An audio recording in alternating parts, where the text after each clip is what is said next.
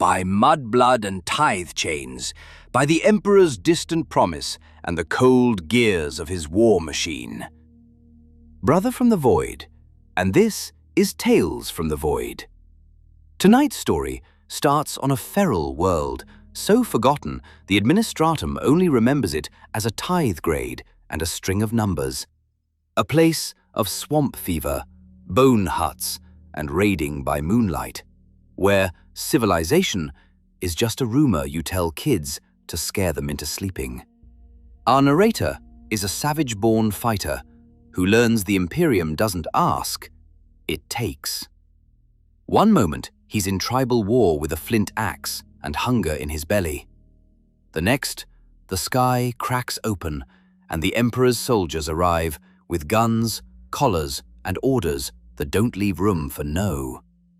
You'll get the brutal climb from feral to Guardsman, the first taste of void travel, the warp's sickness crawling under your skin, the lash of discipline, and the moment a lasgun stops being a strange metal stick and becomes your whole religion. So, tighten your straps, bite down on your fear, and remember, in the Astra Militarum, you don't need to be noble, you just need to be the last one still standing. Let's begin. They say war can turn men into animals. I suppose I had a head start being born a savage. On my world, survival was my only religion, and battle was the only prayer I knew. Long before I was shipped off to fight in the Emperor's armies, I was fighting for my life in steaming jungles and ash-choked ruins with nothing but a flint axe and my own 2 hands. I was born on a feral world so remote and primitive that most in the Imperium will never know its name. To the Administratum, it was just a string of numbers and a classification. Feral, low-tech, tithe grade, solutio tertius. But to me it was home. We called it Gathaza in my clan's tongue, meaning the mother of hunger. A fitting name. Our world was harsh. Toxic swamps, jagged volcanic mountains, and ancient half-sunken ruins in endless deserts. The sky was often stained red by dust storms or the glow of molten lava at night. Nothing came easy on Gathaza. Not food, not water, certainly not life. My people lived in scattered tribes, scratching out what living we could. We were nomads and hunters. Our huts were built from bone and corrugated metal scavenged from the relics of sky gods, perhaps long-dead colonists, though we didn't know that. We had no cities, no advanced machines. Spears, bows, and axes were our tools and weapons. Fire was our ally at night against predators, though sometimes the wind would betray us and send our camp up in flames. We fought each other as often as we fought the poisonous reptiles and scuttling insectoids that infested the jungles. Not because we loved violence, but because resources were scarce. If another tribe had more goats or cleaner water, you can bet we'd raid them by the next moon, and they'd do the same to us. I grew up knowing that strength and cunning were everything. The week didn't last long. By the time I'd seen 14 summers, I had killed my first man, a raider from a rival clan who tried to steal our grox calves. He was lean with hunger and desperation, and so was I. We struggled in the mud, snarling like beasts over our precious livestock. He broke my spear and jumped on my back, but I bashed his head in with a rock before he could slit my throat. When his skull cracked and the warmth of his blood spilled over my hands, I felt triumph and disgust. In our tribe, it was custom to consume the flesh of a brave enemy, to take their strength into ourselves. So, shaking with adrenaline and nausea, I cut out a piece of his heart and forced myself to swallow it under the eyes of our elders. The bitter iron taste mingled with bile on my tongue, the price of being a warrior. The elders nodded in approval as I gagged it down. I had proven myself. Barbaric? Yes, we were barbarians in every sense, but it was normal to us. Eat the heart of the fallen, and their courage becomes yours, our shaman would say. Looking back now, I know how that sounds to anyone from a civilized world.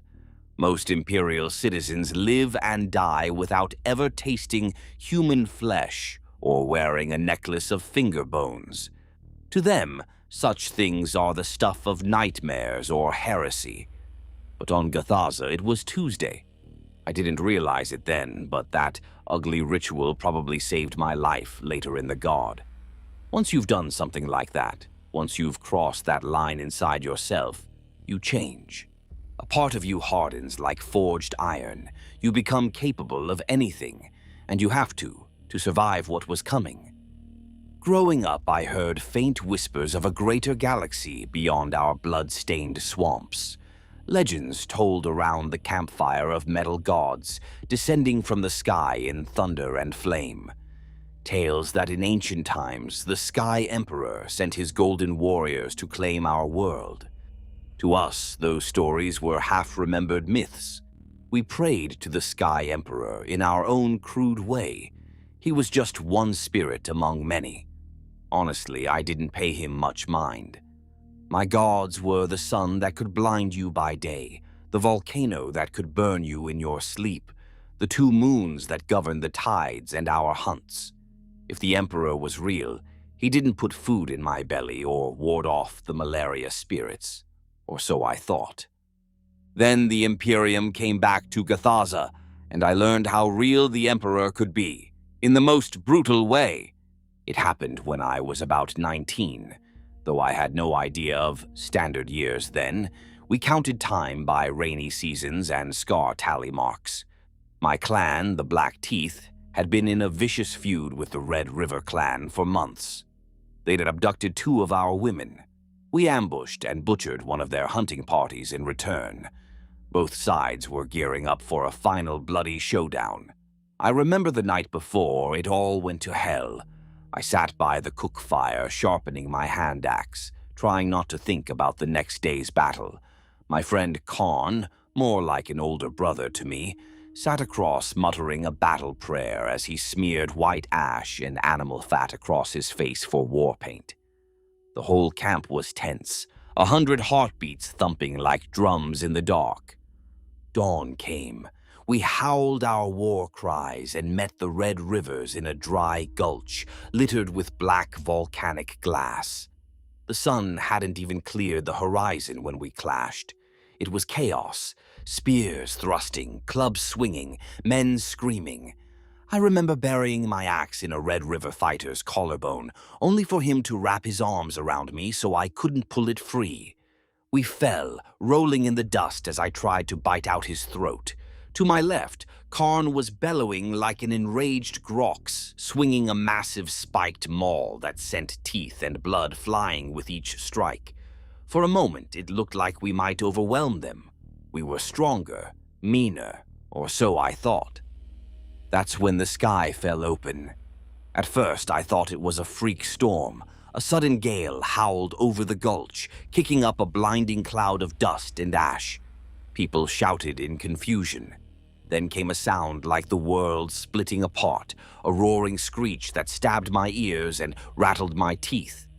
I looked up and saw it through the swirling dust, a giant shape descending from the heavens, wreathed in fire and thunder. One of the Red River warriors dropped his weapon and ran. I just stood there, dumbfounded, as this metal beast, larger than any hut, larger than the great swamp trees, came down and slammed into the ground not 200 paces away. The impact knocked half the fighters on both sides off their feet. It was an Imperial dropship, though I had no name for it then. To me, it was an omen made real, a sky god's chariot crashing into our battle. The metal beast's sides hissed and lowered, and out poured warriors unlike any I'd seen. They wore uniforms of dull gray and green, with hard armor plates on their chests, and carried sticks that I would later know as guns. Perhaps 50 of them, maybe more, fanning out in practiced formation. They shouted through amplifiers in a language I barely understood, Low Gothic, the tongue of the Imperium. The fighting sputtered out as every last one of us, Blacktooth and Red River alike, stared at these newcomers. I realized they were human, like us, but different. Taller, cleaner, their skin unmarked by ritual scars or piercings. Their faces were hidden by helmets with clear visors, eyes behind dark glass. They looked like beings from another world, which of course they were. One of them stepped forward with a device that made his voice boom like thunder across the rocks. "By order of His Most Holy Majesty, the God Emperor of mankind," he bellowed, "lay down your arms and stand ready for Imperial tithe." We didn't understand half the words, but we understood the guns leveled at us. Some of the Red Rivers thought these strangers were our allies, some trick we Black Teeth had summoned, and a few panicked. One fool loosed an arrow at the newcomers.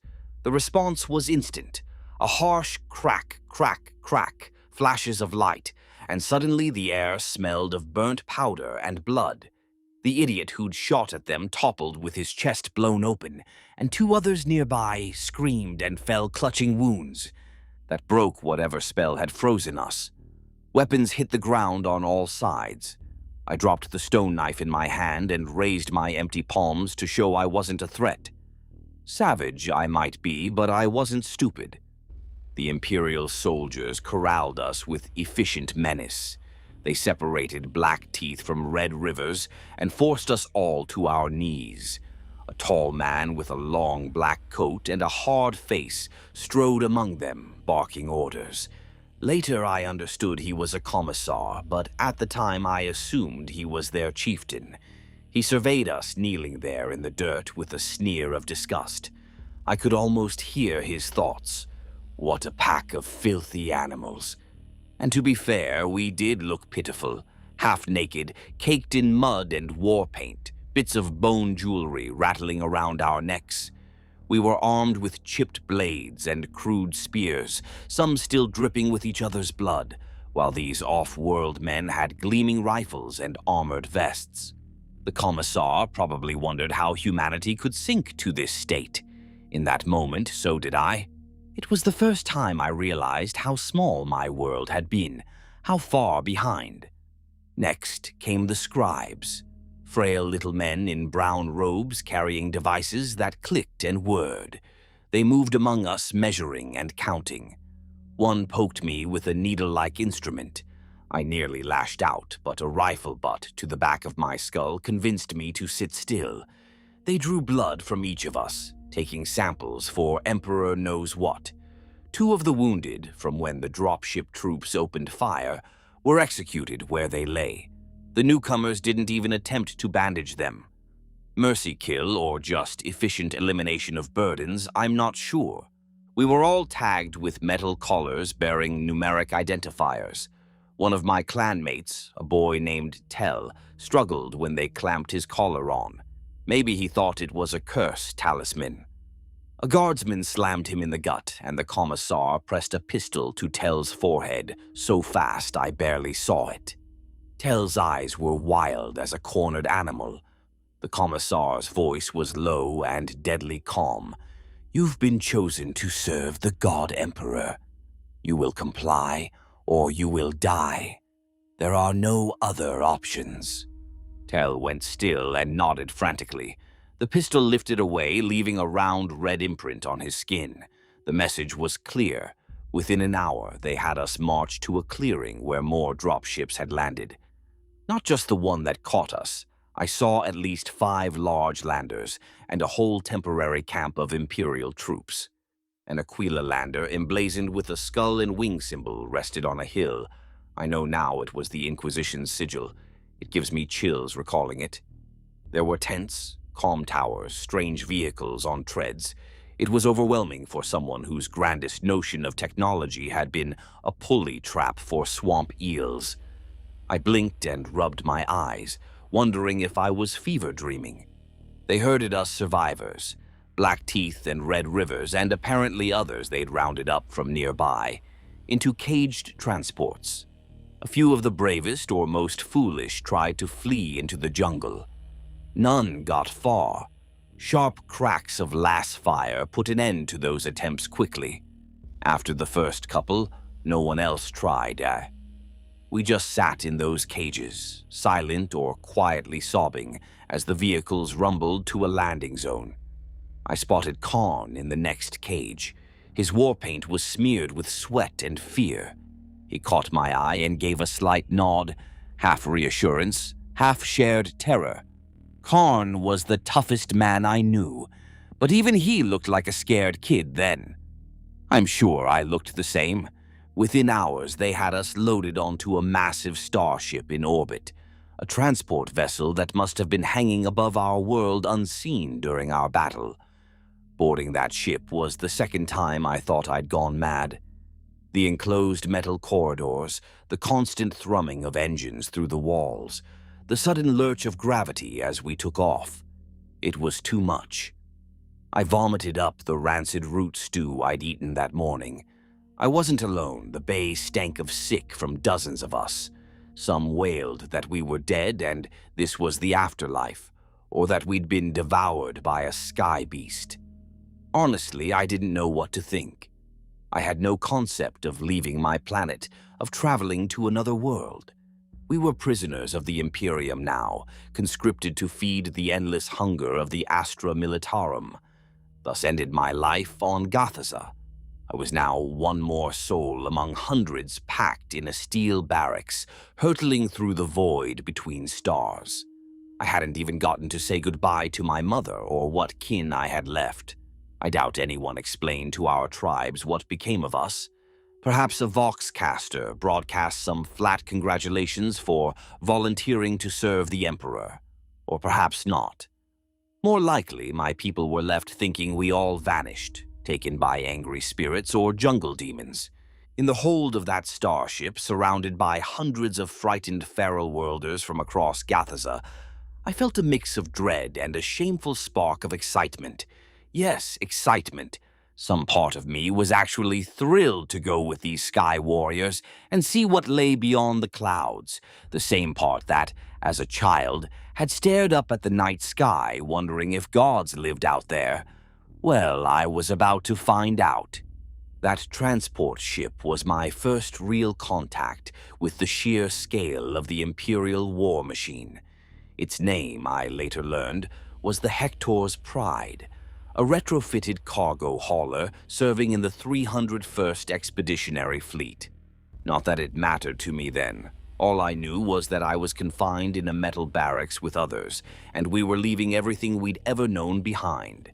If the journey to orbit was hard, the transition to warp travel was worse. I wasn't new to fear or pain, but what I experienced when that ship entered the warp defies easy description. The lights flickered, everything went cold and clammy. A few of our number who'd been crying or praying suddenly went quiet, as if their voices were snatched away. I clutched a charm necklace of finger bones from home and whispered a protection chant my grandmother taught me. It didn't help. A wave of nausea and panic crashed over me, unlike anything I'd felt. It was as if every childhood nightmare sprang to life at once in my mind.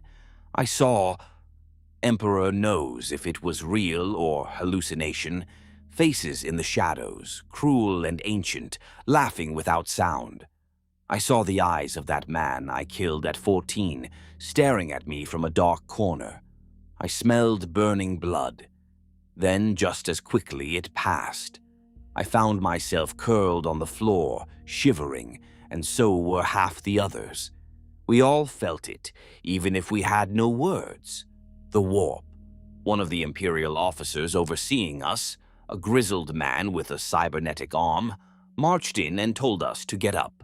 He probably thought we were just weak-bellied yokels who couldn't handle a little turbulence.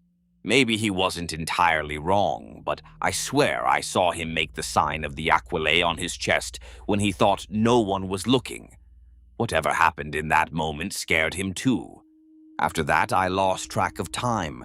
There's no day or night on a void ship, just endless cycles under harsh lights. We were kept under guard, but gradually the treatment changed, from captives to recruits. We were now Guardsman recruits of the newly raised 99th Gathazan Rifles, our regiment, drawn from Imperial Gathaza. "Custom-made for the war effort," one officer joked as they slapped a number on us. We were now soldiers, or so they claimed. Training us must have been like training a pack of groks to march in step. First, they stripped us of our belongings, which did not go smoothly. Imagine a couple hundred scared, angry tribals ordered to give up their knives, charms, and clan tokens. Fights broke out, among ourselves and against the ship's armsmen. I saw Kharn wrestling 2 guards rather than relinquish the bone talisman his father gave him. It took a stun baton jolt to put him down. I surrendered my things without a fight, though it felt like surrendering my identity. The only item I managed to hide was a small pendant, a fang from a swamp cat I'd killed as a rite of passage. It hung on a leather string around my neck. I palmed it and tucked it under my tongue during the search. Later, I hid it in the seam of my issued fatigues. I needed to keep something of my old self, even if I didn't know who that self was anymore. They shaved our heads to delouse us and make us uniform. That was another shock, seeing myself in a mirror with no hair, no tribal topknot or bone pins. I looked like a stranger, my scalp crisscrossed with scars and blue tattoo lines that now stood out starkly. Some of the lads cried at the sight, others got angry and shattered the cheap mirrors. A couple just laughed hysterically, which was more disturbing than the crying. Next, they set about teaching us Low Gothic properly. We'd picked up a few words by then, mostly curses and shouted commands, but formal instruction was difficult. They used picked slates with moving images and audio, like one might use to teach children. It was almost comical, except if you got an answer wrong, you'd earn a shock baton or a meal skipped. Still, I was determined to learn. I've always been stubborn. Tell me I can't do something, I'll break myself proving I can. Many of my tribe mates struggled with written letters or the bizarre imperial phrasing. We had no written language on Gathaza, only oral tradition and a few pictograms. I recall one lesson where an instructor pointed to himself and said slowly, "I am a man," then pointed to us. "You are men." One of our smarter guys, Luco, frowned and responded in broken Gothic, "No, we are warriors." The scrawny instructor, who looked like he'd never held a weapon in his life, rolled his eyes and repeated louder, "You are men of the Imperial Guard." I don't think Luco ever grasped the distinction. Frankly, I'm still not sure I do. The real education came when they put weapons in our hands. About a week into the voyage, though it could have been 5 days or 15, time was a blur, we were marched to a cargo bay set up as a firing range. The ship's armsmen opened crates of guns, lasguns, as I learned. To me, it looked like a hard black club with glass and brass bits. Sleek compared to our crude bows, heavy but not too heavy. I admit, when I first picked one up, I felt a jolt of nervous excitement. The power to kill from afar in my hands, it was like holding lightning. Of course, in our hands that first time, it was more dangerous to us than any enemy. They lined us up and a drill sergeant demonstrated proper stance. Many of us tried to hold it like a spear or just fumbled. When the instructor fired the first shot, a red lance of light cracking out, half of us dove for cover or screamed. I nearly dropped mine in surprise. The crack and sudden blast of energy was startling, even to someone used to thunderclaps and lava bursts. The shot left a sharp, biting scent in the air, like the aftermath of a lightning strike in a storm. It caught in my nostrils, unfamiliar and terrifying in its own way. We'd get used to it eventually, the way one gets used to the stench of death or swamp gas, but at the time it set my heart racing. For that first drill, they didn't even let most of us fire live shots, probably wisely. They drilled us on holding, aiming, and cleaning the lasgun first. Clean a weapon I hadn't even used yet seemed backwards, but the Ministorum priest on board insisted on a blessing ritual for each rifle, so cleaning doubled as a sort of prayer session. Yes, they actually had a red-robed fellow with a bionic eye go down the line intoning the litany of the last gun, sprinkling holy water on each piece. I recall exchanging a bewildered glance with Khan. Here we were, ignorant savages being taught by civilized men, and one of their priests was busy warding off evil spirits from a metal stick. In that moment, I almost laughed. We might have been ignorant, but at least our rituals usually served some practical purpose. These Imperials had rituals for their machines. It was my first taste of the absurdity baked into the Imperium, though certainly not the last. We were also each issued a small handbook called the Imperial Infantryman's Uplifting Primer, a field manual of regulations, prayers, and useful facts. They told us it would teach us everything from how to cleanse our souls to how to estimate enemy numbers. Hint, the Emperor always multiplies our strength and divides theirs, according to it. Of course, at the time, few of us could read more than a word or two. That didn't stop the Commissar from quizzing us on key lines, which we memorized by rote. When I finally could read it months later, I discovered half of it was optimistic drivel or outright lies meant to keep us confident. It proclaimed our flak armor could shrug off a direct hit from a rebel's rifle I'd seen otherwise, and that an Ork was no smarter than a Grox. Tell that to the squad that got outflanked by one. After that revelation, the primer mostly served as kindling for cook fires or material for improvised aloe cigarettes, at least among those daring enough to risk Rauko's wrath if caught. Those small acts of rebellion felt good, even though we'd still dutifully recite the primer's prayers whenever the commissars were listening. Eventually, we did get to fire the lasguns under supervision. They started us on low power. Even so, a few lads ended up flat on their backs from the shock of it. One poor bastard, Joran, squeezed off a shot and yelped, dropping his rifle. He'd kept his face too close to the vent and got his eyebrows singed off. The sergeant, a cadaverous off-worlder with a cybernetic hand, stormed over, snarled, "Primitive imbecile," and smashed Joran across the face with that metal hand, breaking his jaw. Training paused as Medicae servitors dragged the whimpering Joran away. The rest of us stood rigid, afraid to be next. I remember gripping my own lasgun tight, heart pounding. I was not going to mess up. When my turn came, I exhaled, aimed at the target downrange, a crude human outline, and gently squeezed the trigger like they taught. The red bolt lanced out, and to my amazement, I scorched the target somewhere near center. Pure luck, but the instructors praised my marksmanship like I'd meant it. I liked that feeling, earning approval without having to cave someone's skull in personally. It was novel. Karn, beside me, fired a wild shot that missed the target and nearly hit the ceiling.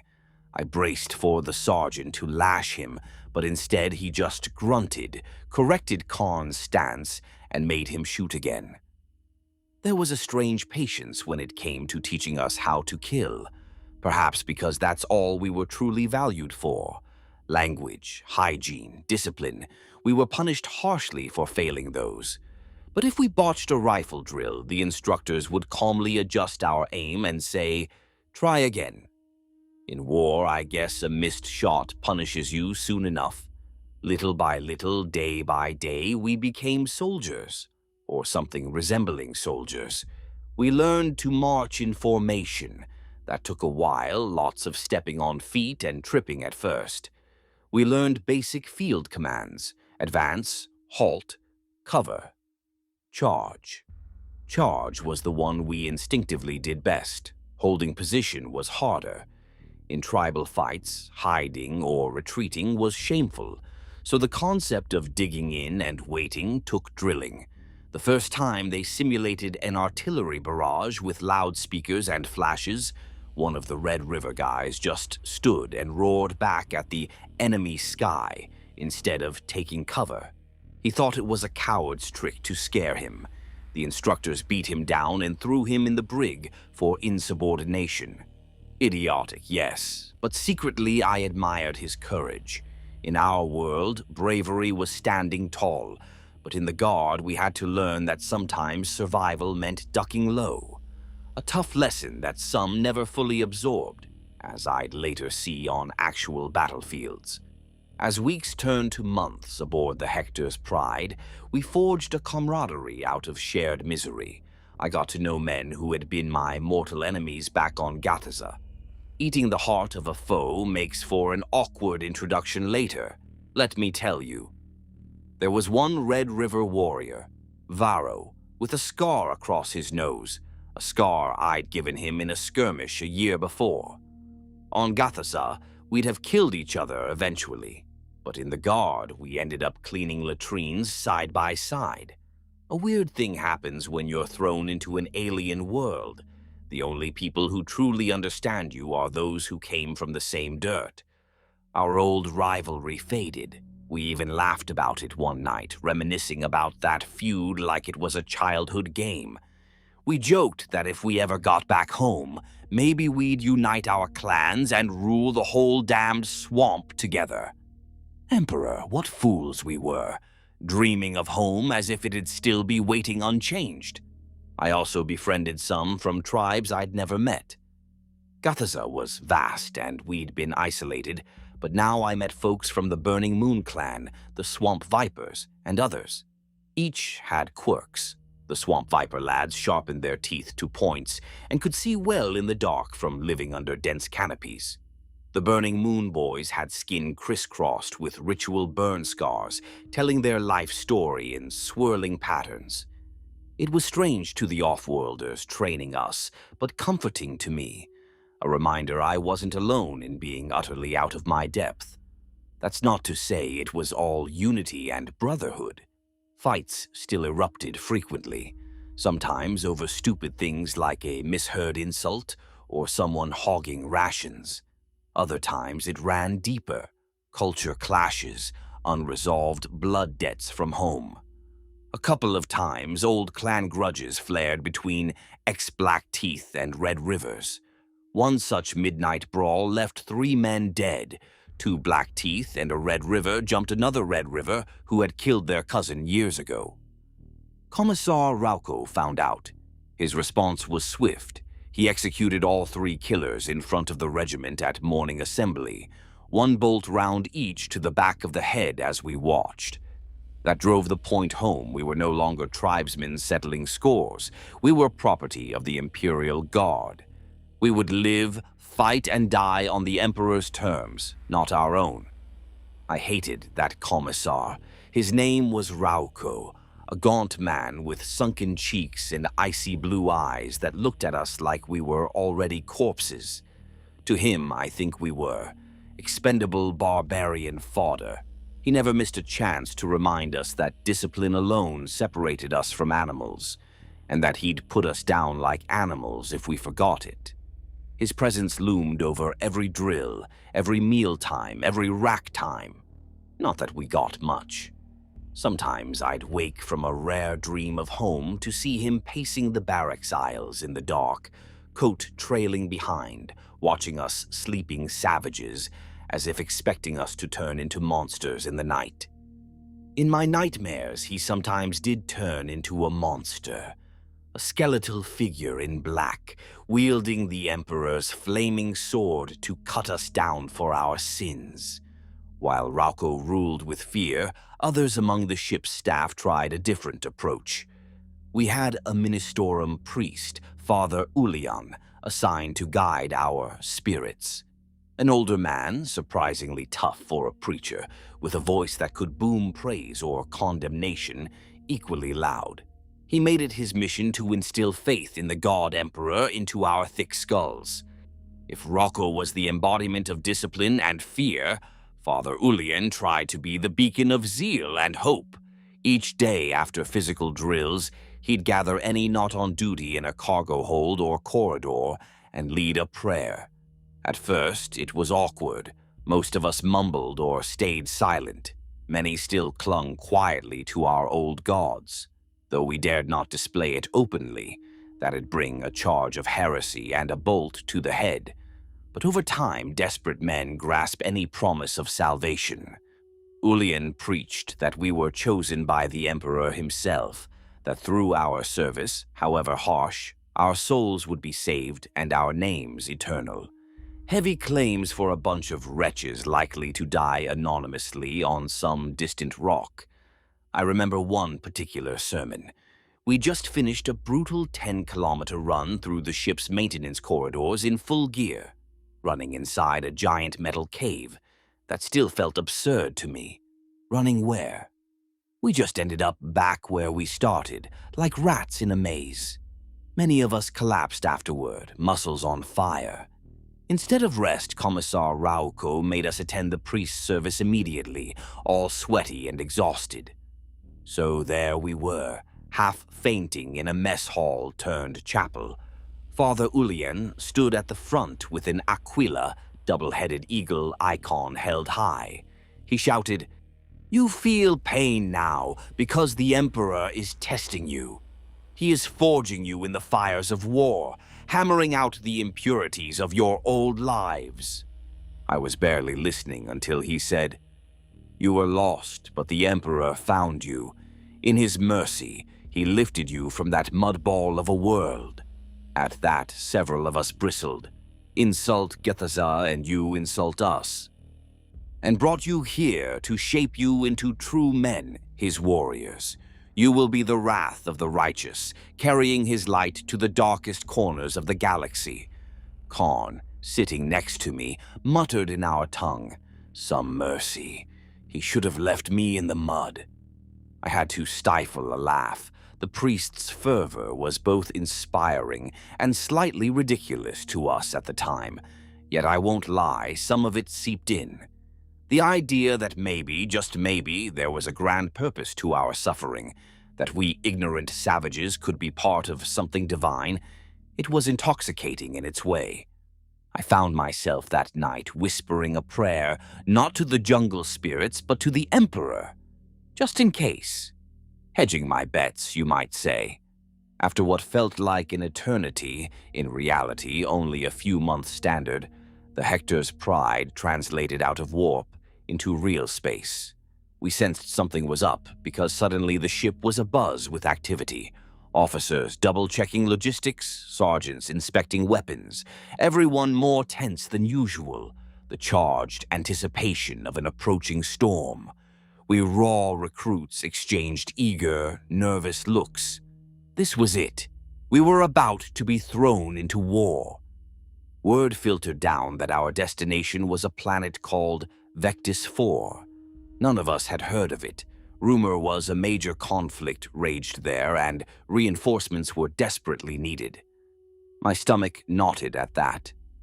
We were the reinforcements. Emperor, help whoever we were reinforcing, if they were relying on a bunch of barely trained feral world brutes.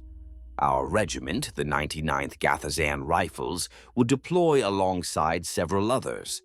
I overheard Navy ratings mention Cadian units, even some Armageddon Steel Legion on-world. Those names meant nothing to me then, but by their tone I guessed those were hardened, famous troops. It made me feel very small. We were to fight alongside legends, perhaps, or more likely die in their shadows. The night before planetfall, I couldn't sleep. Around me, in the bunks, I heard muffled sobs, whispered prayers, a few nervously excited chuckles. Me, I just lay there, staring at the dim glow globe overhead, imagining horrors. Would it be aliens? Traitor humans? Demons like Father Ulian warned? I clenched the little hidden cat fang pendant in my hand and whispered into the dark, "Emperor, if you're watching, give me the strength to survive tomorrow." A simple plea. I wasn't asking to be a hero or for victory. Just let me live to see another sunset. Well, I survived the next day. But after it, I wasn't sure I ever wanted to see another sunset again. Not after what I saw on Vectis 4. Planetfall. Emperor's Mercy. That word still sends a shiver through me. They crammed us into drop transports, similar to the one that first snatched me from Gathaza. Big, ugly void craft meant to plunge from orbit to ground. We were packed shoulder to shoulder, rank upon rank. Unlike before, now we wore Imperial Guard uniforms. Itchy olive drab fatigues, awkwardly heavy flak armor vests, and helmets, which most of us misplaced immediately. They were uncomfortable and blocked our peripheral vision.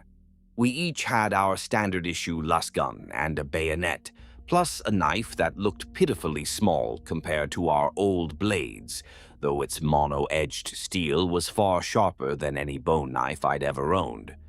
We looked more or less like proper guardsmen, albeit a bit more rough around the edges. The dropship's interior was lit by dim red lamps. The only sounds were the thrumming engines and the muttered prayers of some recruits. Commissar Rauco stalked the aisle, eyeing us for any sign of cowardice. Father Ulian was strapped in near the front, quietly reciting litanies. Karn was on my right, Varro on my left. I could feel Karn's slight tremor through the bench. We were all trembling, if we're honest, from fear, adrenaline, or the dropship vibrations. Then, like a god's fist, turbulence hit us. The craft lurched violently, throwing some of us against our restraints. My stomach shot into my throat. The pilot's voice crackled over the vox. "Brace! Flak fire is heavy. LZ is hot." I had no idea what that meant, but I soon learned. Explosions blossomed outside. Me. Through a tiny viewport, I saw orange flashes in the sky, followed seconds later by thud-thud reverberations. Each concussive blast made the metal hull creak and my teeth chatter.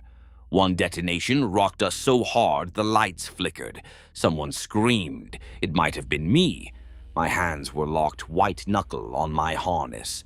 Across from me, Khan was humming our clan's war chant under his breath. I realized I was too. It was an instinct, a way to focus. A few others picked it up, turning our panic into a low, defiant thrum. Rocco's head snapped toward us. I thought he'd bark to shut up, but he saw that instead of panicking, we were steeling ourselves. He said nothing, perhaps too busy gripping his own seat. I don't think drop landings were any Commissar's favorite. With a bone-jarring jolt, our dropship slammed down. Later, I learned another transport in our wave was blown apart mid-air with 40 men aboard. Gone in a blink. At the time, I didn't grasp how lucky we'd been just to land in one piece. The ramp blew open, flooding the bay with blinding daylight and a cacophony of battle. They yelled for us to disembark, and we poured out into hell. The first thing that hit me was the noise. A wall of sound, heavy gun reports, thudding, the whine of engines overhead, shouted orders, screams of the wounded. The second was the heat. Vectis 4's air was hot and thick, carrying the stench of smoke, promethium fumes, and something sickly sweet, burning flesh, though I didn't know it then. My eyes struggled to adjust to the harsh sun after months inside a ship. We'd landed in the ruins of a city. I could make out the skeletal remains of hab blocks and factories beyond the landing zone, cloaked in haze. The LZ itself was a wide plaza of cracked ferrocrete, maybe a market square once, now cratered and scorched, and it was under attack. We dismounted straight into incoming fire. Last bolts hissed past with that peculiar crack of sundered air. Projectiles, solid slug rounds, whined and ricocheted off broken masonry. I saw a man from my squad catch a bullet in the thigh. He went down screaming, blood spurting between his fingers as he clutched his leg. He howled for his mother like a child. In that instant, he was a child to me. We all were, flailing in something far bigger and deadlier than our tribal skirmishes.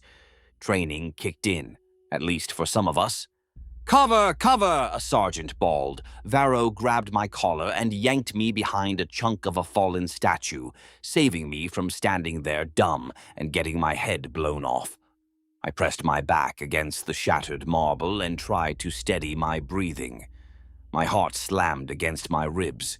This was real war.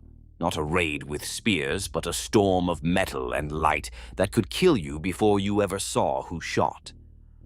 I risked a peek over the statue base. The other dropships had unloaded more of our regiment. I saw pockets of our feral world boys scattered in cover, some firing wildly, others just hunkering down, bewildered. Among them moved a few steadier figures in actual uniforms, Cadian shock troopers, I learned later, trying to organize the chaos. Red beams from our side lanced out toward the buildings. A spray of stubber rounds answered, chewing up the ground. Then I saw the enemy, or at least the ones trying to kill us. They were human, or had been. On the far end of the plaza, amid sandbag barricades and a toppled hab block facade, figures in ragged clothes mixed with bits of armor were shooting at us. Some waved tattered banners marked with a crude red symbol, a broken circle that looked like a bloodshot eye. I didn't know who they were. I just knew they wanted us dead. So I set my jaw and returned fire. My lasgun's stock was slick in my sweaty grip as I leaned out and snapped off a shot at a muzzle flash in the distance. Emperor knows if I hit anything. Khan was beside me, firing too. Face contorted in what looked like anger, but I knew was terror.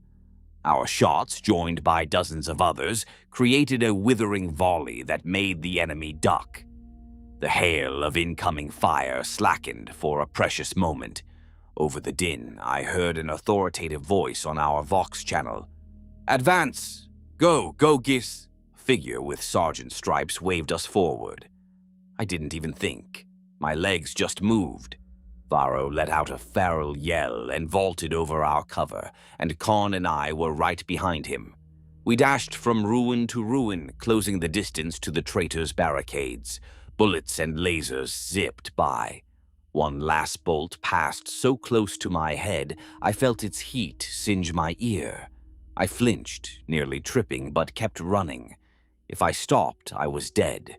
About 20 meters from the enemy line, we hit a low, half-collapsed wall and dropped behind it, panting. We'd somehow made it in one piece. Around me were maybe 6 of our guys.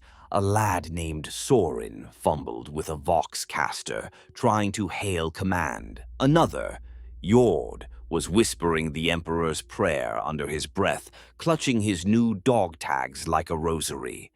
I glanced at Khan. He flashed me a crazed grin, as if to say, "Can you believe this?" I could only grin back in disbelief that we were still alive. "Grenade out!" someone yelled. An explosion blasted a shower of masonry bits over our heads. One of our troopers had lobbed a frag at the enemy. The moment it blew, the sergeant hollered, "Charge!" And up we went, vaulting that last wall. We collided with the enemy in a ferocious melee. Imperial Guard training encourages shooting from a distance, yes, but once it comes to close quarters, instinct takes over, especially for us ferals. It was a blur of desperate brutality. I bayoneted a skinny rebel who was swinging a rusty machete at me. The mono-bayonet punched through his makeshift armor and sank into his gut. He crumpled, gasping. I yanked it out, choking down a surge of nausea as his blood sprayed my hands. Another enemy, a heavy-set woman with a club, lunged at me. I parried her swing with my lasgun, which shuddered as the club cracked against it. Before she could recover, Varro tackled her from the side. His hatchet, Emperor knows where he'd picked up a hatchet, but he had, crunching into her neck. He kicked her dying body aside and roared in savage triumph. All around, similar grisly dances played out. The plaza became a slaughterhouse. We might have lacked finesse, but this, vicious hand-to-hand fighting, was something we understood. A lifetime of tribal warfare had prepared us well to gut men at arm's length. An enemy fired a pistol wildly into my comrade Otho's chest. Otho just snarled through the pain and cleaved the man's skull with an axe before collapsing. Khan was a few paces over, swinging his maul with both hands, literally pulping a screaming traitor who tried to block with his rifle. The man's arm shattered, then his sternum caved in with the next blow. Khan roared, unstoppable. I wish I could say I was heroic or skilled, but honestly I was running on pure instinct and training. Parry, stab, duck, slash. My mind was oddly blank, focused only on survival and protecting the brothers to my sides. At one point, a rebel charged me swinging a length of pipe. I caught the pipe on my lasgun, felt the stock crack. He was young, maybe 16, eyes wide with hatred and fear. For a heartbeat, I saw my younger brother's face in him and hesitated. That could have been a fatal mistake, but Varro saved me. He drove his hatchet into the boy's neck from behind. The youth gurgled and collapsed, crimson spraying. Varro gave me a sharp nod, no time for doubt. I swallowed the lump in my throat and pressed on. Suddenly, there were no more enemies standing. The firing sputtered out except for distant shots. I wiped sweat and someone's blood from my eyes and realized we'd overrun the barricade. The remaining rebels were either dead, dying, or fleeing in full rout into the ruins beyond. A few dropped their weapons and tried to surrender. I saw one toss aside his autogun and raise his hands, shouting something. He was cut down by a furious volley from a squad of guardsmen before any order could be given. No quarter today. And just like that, the plaza was ours. My first battle was over. My chest heaved as I looked around. Bodies carpeted the ground. Most were rebels, but too many wore the olive drab of the guard or the makeshift garb of E's ferals. One corpse near me was a swamp viper fellow I knew, his face locked in surprise around the neat lasburn in his forehead. A lucky headshot killed him instantly, better than some others got. I heard moans and wails from wounded, dragging themselves to cover. Khan clapped a hand on my shoulder, grinning like a lunatic. "We live," he panted in our tongue. I nodded numbly, adrenaline still pounding. Varro was busy yanking his hatchet out of that woman's neck, wiping the blade on her ragged shirt. His hands shook, though his face was a mask. The fight had gotten to him, to all of us. It was our first real taste of modern war, and it was uglier and more terrifying than anything we'd imagined. But we had done it. We had survived, and even won, if you could call that mess a victory. Any notion of glory had been thoroughly shattered in those frantic minutes. War wasn't glorious. It was mud, blood, and horror. But a grim satisfaction bubbled up. We'd held our own. The savages had carried the day at the front lines. That had to count for something. Commissar Rauco strode through the aftermath, barking for us to reform and stop milling about like savages at a feast. That particular turn of phrase made me wince. Reluctantly, we began gathering into loose squads, shaking off the stupor of battle. I could already feel the fatigue in my bones, the tremble in my limbs as the adrenaline drained. But it wasn't over. This was just the beachhead. Sure enough, new orders came swiftly. We were to push further into the city ruins and flush out the enemy, identified now as Chaos Cultists. I only vaguely understood what that meant. I'd heard the word heretic before. Father Ulian had ranted about those who worshipped dark gods, but to me, They were just crazy enemy soldiers. Still, from the urgency in the officers' voices, I gathered these cultists were a serious threat. We advanced street by street, room by room, through that blasted hive city. It was exhausting, harrowing work. Time and again, the cultists would make a stand. Sniper nests in hab block windows, barricades at choke points, booby traps in alleyways, and we'd have to root them out. We feral worlders ended up as the tip of the spear whenever a position was particularly stubborn. Shock troops, that's what they made us. If a bunker needed clearing or a trench taken, they'd send in the savages with bayonets and grenades. I don't think it was because we were uniquely suited for it, more that we were deemed expendable and too ignorant to fear death properly. We took it as a point of pride, twisted as that is, but there were times I suspected High Command leaned on our ferocity to solve problems that could have been handled more strategically. After all, sending in a wave of primitives cost them less effort, and perhaps less concern, than a prolonged bombardment or a cautious plan. On at least one occasion, our entire company was ordered to make a frontal charge against an entrenched enemy strongpoint rather than wait for armor support or artillery.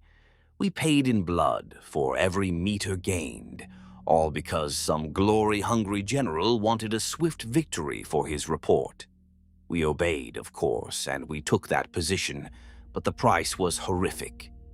Moments like that taught me a bitter truth of the Guard. Sometimes our greatest enemies weren't just the heretics or Xenos in front of us, but the incompetence or indifference of those behind us. Still, we pushed on. We had to. Complaining wasn't an option. We fought and died as ordered, hoping our sacrifices weren't entirely in vain. Yet in spite of poor leadership here and there, we prevailed, block by block. We feral Guardsmen actually proved adept at the brutal close-quarters nature of urban war. All those years of tribal melee fighting translated disturbingly well to bayonet charges in collapsed hab corridors. Every ruined wall or alley was like a dense jungle trail that could hide an ambush. We moved carefully, silently when needed, then pounced with fury when it was time. Among our regiment, Khan, Varro, and I, and others from our clan, quickly got a reputation. Fearless, unorthodox, effective, or maybe just crazy enough to volunteer for the nasty jobs. There were many nasty jobs. In one siege, cultists had holed up in an old city courthouse and turned it into a fortress with heavy stubber nests covering the approach. They pinned our platoon badly, cutting down anyone who showed a nose. No tanks or artillery support was immediately available. The fighting was too widespread for everything to be everywhere. Our young lieutenant, visibly shaking but determined, asked for volunteers to flank the position through the maze of back alleys. Naturally, Khan, Varro, myself, and a few others from Gathaza raised our hands. Who better to stalk enemies through dark ruins than us, who'd stalked beasts through jungle nights? We slipped through rubble-choked alleys thick with smoke. I remember creeping past a pile of headless corpses strung up as a grisly totem, likely the cultists' doing. The stench of rot was overwhelming, rats scurrying over the bodies. I nearly retched, but pressed on. We found a breach in the courthouse's back wall and slipped inside, coming out on a balcony above the main hall. Below, the stubber team was busy firing on our main force, oblivious to us above. With hand signals and exchanged nods, we spread out along the balcony. Varro primed a grenade, looted from a fallen guardsman earlier, and quietly tossed it down into the middle of the enemy nest. Boom! The blast sent one gunner's guts spraying and knocked the others flat. Before the smoke cleared, we were on them. I leapt down the half-broken stairs 2 at a time, landing amidst the dazed cultists with my bayonet ready. One was writhing, Missing an arm from the grenade, I ended his misery with a thrust to the chest. Karn and another feral, Otho, tore into the remaining gunner, who was scrambling for his sidearm. We overwhelmed him, knives finding the gaps in his crude armor, and in seconds it was done. The heavy stubber fell silent. Our platoon charged in soon after and secured the hall. The lieutenant, bless his naive soul, clapped me on the shoulder and actually said with a grin, "Good work, savages. We might make proper soldiers of you yet." We half chuckled, half growled at the backhanded compliment. Atrocities, I suppose I should mention those. The cultists on Vectis 4 were followers of dark powers, and they committed unspeakable acts on the civilian population before we arrived. We learned the details gradually from shaken survivors and disgusted whispers among Cadian veterans. Torture, mutilation, blood sacrifices, cannibalism. That word leapt out at me during a briefing by a Cadian corporal. He mentioned they found cooking pits full of human bones. I glanced at Karn and he at me, and an unspoken discomfort passed between us. We had done similar in ritual, if not on the depraved scale implied here. Were we so different in the eyes of these civilized soldiers? The thought wormed into me, but I pushed it aside. We hadn't tortured or slaughtered innocents. We fought honorably, or so I told myself. These cultists were truly degenerate. For instance, one of our own, a warrior named Rigo from the Burning Moon clan, made the mistake of trying to perform our old victory rite on a cultist corpse after a skirmish, cutting out the heart to devour as a tribute to the Emperor. Commissar Rauco did not hesitate. He executed Rigo on the spot for barbarism and possible heresy. That stark lesson drilled it into all of us that the Imperium would not tolerate our old ways crossing into what they deemed corruption.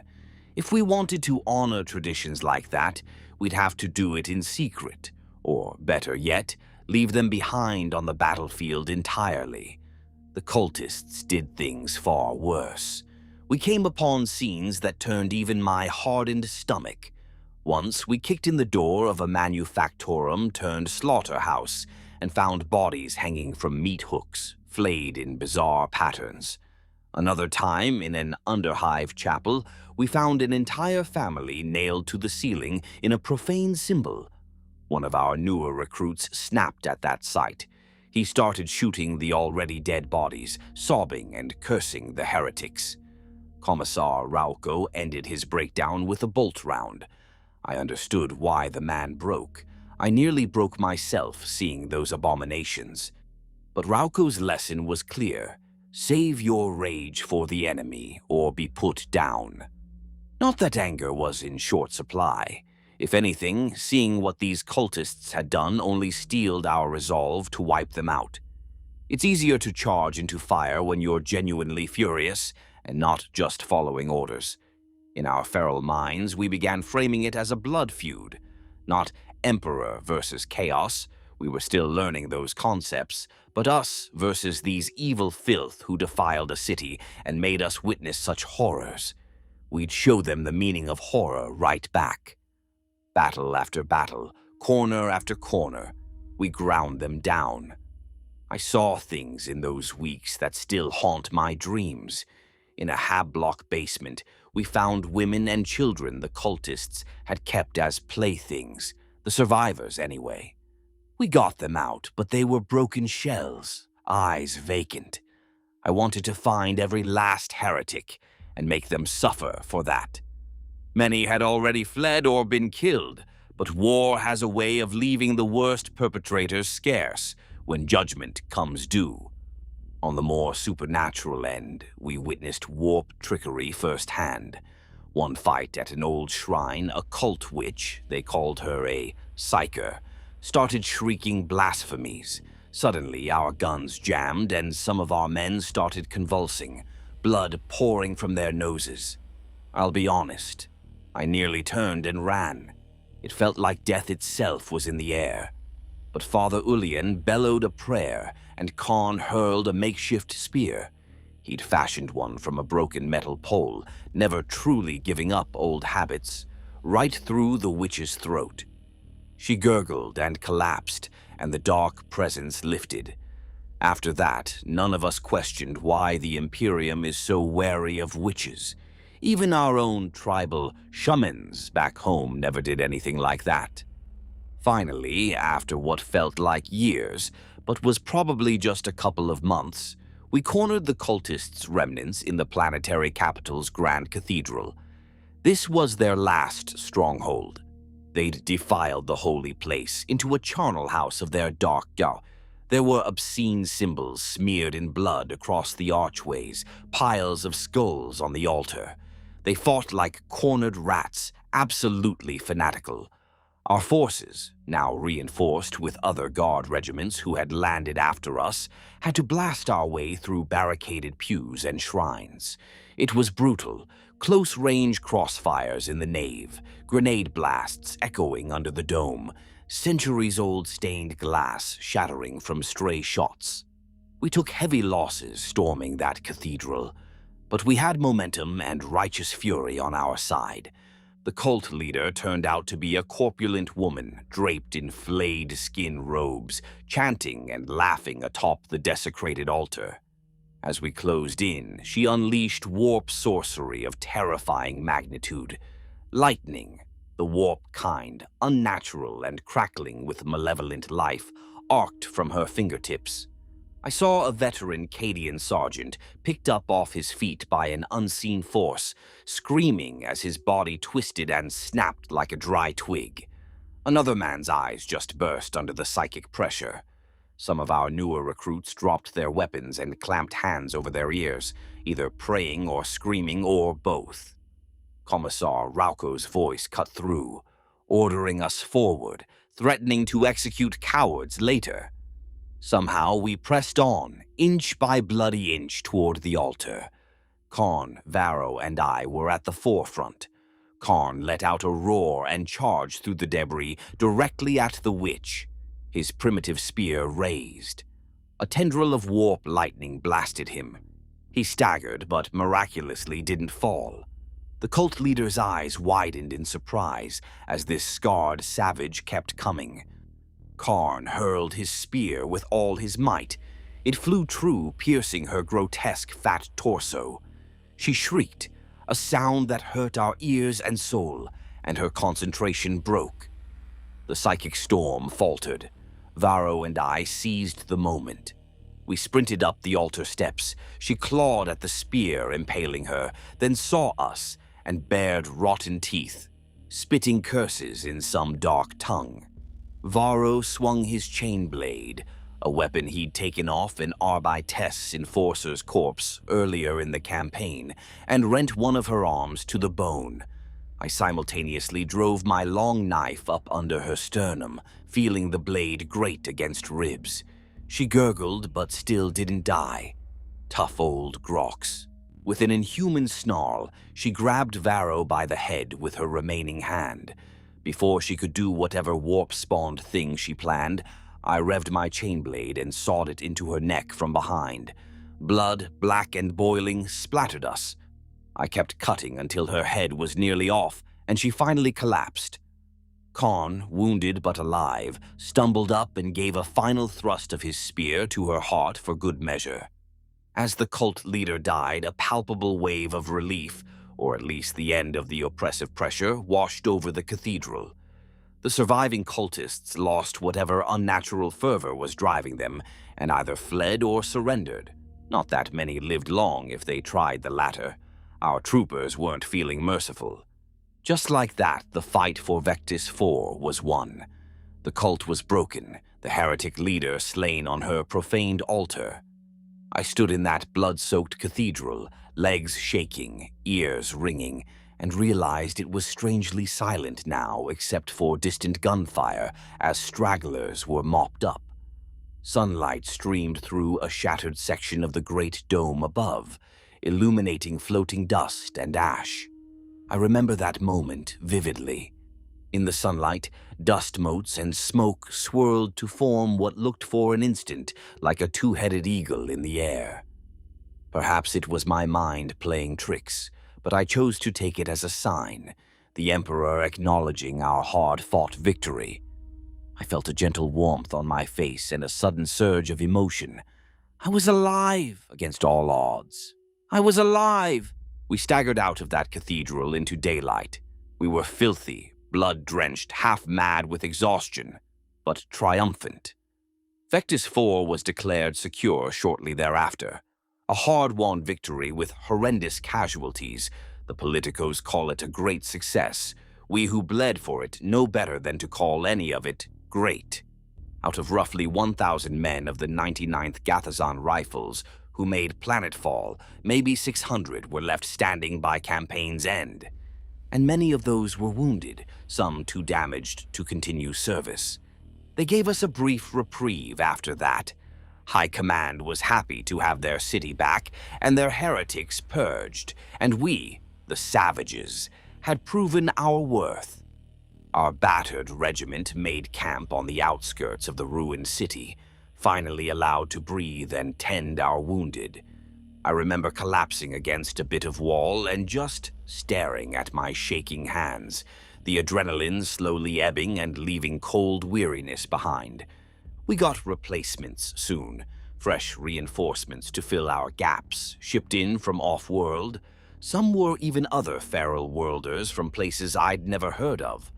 They looked at us veterans of Vectis with wide eyes, and we looked at them as what they were, fodder to be blooded. I realized with the start that I had become what I used to idolize, a battle-hardened soldier. To those green recruits, I must have seemed a fearless killer. If only they knew how scared I'd been every second. Interestingly, even some non-feral units began treating us with a measure of respect. I overheard a Cadian sergeant grudgingly praise, "Those Gathazins fight like devils, lost half their number and kept coming." A Mordian Iron Guard remarked on how we took the cathedral with cold steel and hot blood. Not all was admiration. I caught a few calling us primitive madmen, but it beat outright disdain. Commissar Rauco, for his part, acknowledged our performance in his own way. After the cathedral battle, he addressed what was left of the regiment. "You have done the God Emperor's work today. Many of you have proven you're more than the animals I took you for. But do not grow idle. Pride is a sin, and complacency kills. We rest now, but more wars await." In his twisted way, that was high praise. Coming from him, it felt like receiving a medal. Father Ullian led us in a more gentle thanksgiving prayer in the smoking ruins of that city. This time, I found myself participating earnestly. I wasn't quite a zealot, but I couldn't deny that something, faith, luck, sheer stubbornness, had seen me through, and I was grateful for it. One quiet dawn during that reprieve, I walked out alone beyond our camp to a hillside dotted with burnt stumps that once were trees. I sat and watched Vectis 4's sun rise over the devastated cityscape. It was eerily beautiful, columns of smoke catching the golden morning light, ruins silhouetted against the crimson sky. I took out my hidden cat fang pendant and also held an Aquila medallion Father Ullian had given me. I had begun to carry it alongside my tribal charm. With one in each hand, I said a clumsy prayer for the dead, for all my comrades who fell, and even for the civilians who suffered. I whispered their names when I could remember them. Tel, Luco, Soren, Otho, good men from my tribe lost in that meat grinder. Varro's squad mate, Fen, cut down on the plaza. Joron, who died in the Manufactorum assault with that broken jaw never quite fixed. Dozens upon dozens of names. I promised the sky that I wouldn't forget them. In our tradition, to speak a warrior's name after death keeps their spirit alive. I like to think the Emperor heard me and granted them some peace. Our victory on Vectis 4 earned us a few days of rest and a bit of celebratory ration increases. A thimble of Amasec liquor each tastes like fire, but Emperor did it hit the spot. They even allowed us a brief, informal ceremony. The regiment's colonel, a stiff man who had barely interacted with us directly, read a commendation scroll. We distinguished ourselves by valor and all that. Frankly, we were too exhausted to care, but when he finished, something unexpected happened. An old Cadian major leading another regiment started clapping, and his men joined in. Soon all the non-feral troops around were cheering and pounding their chests in salute. Though us, the feral scum they'd scoffed at initially.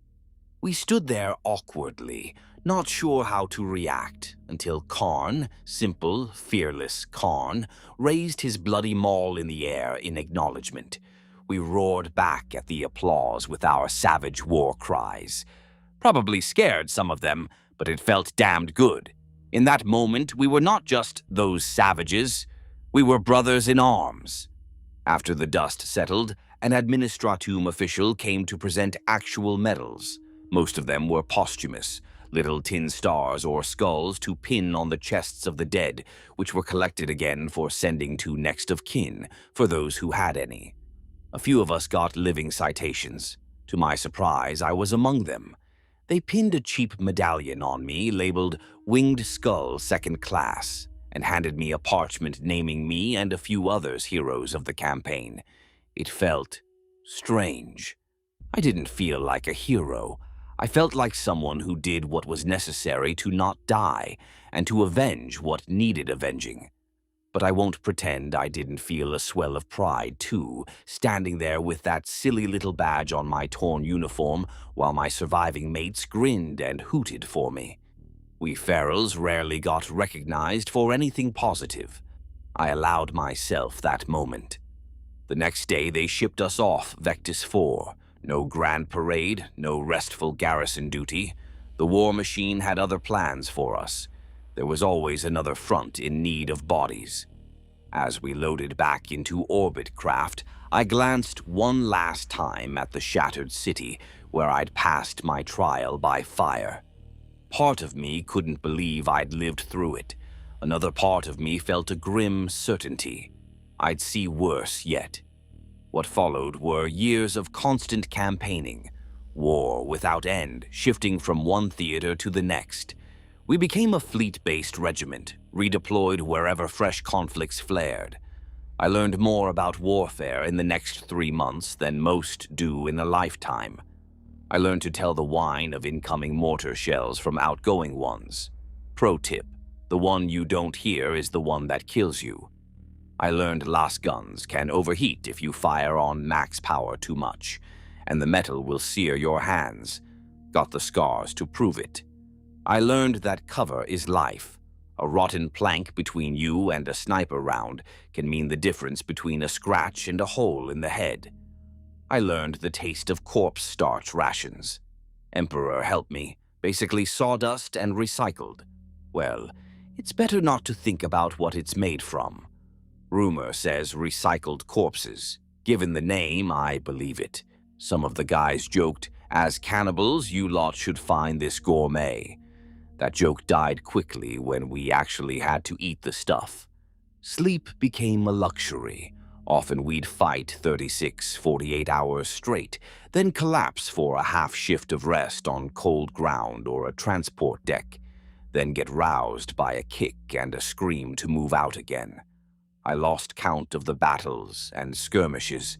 After a while, they all blurred in a haze of exhaustion, fear, and adrenaline. There was the jungle world where we fought green-skinned brutes. Orks, they called them. Emperor, those orcs were something else. 8 feet tall, muscled like oxen, crude choppers and roaring guns, and a love of fighting that made even our fiercest berserkers look tame. At first sight, I thought a literal monster army had been unleashed, but we bled them. By the throne we did. We ferals found a strange kinship with the primal ferocity of orcs. Not empathy, no, but we understood fighting big beasts.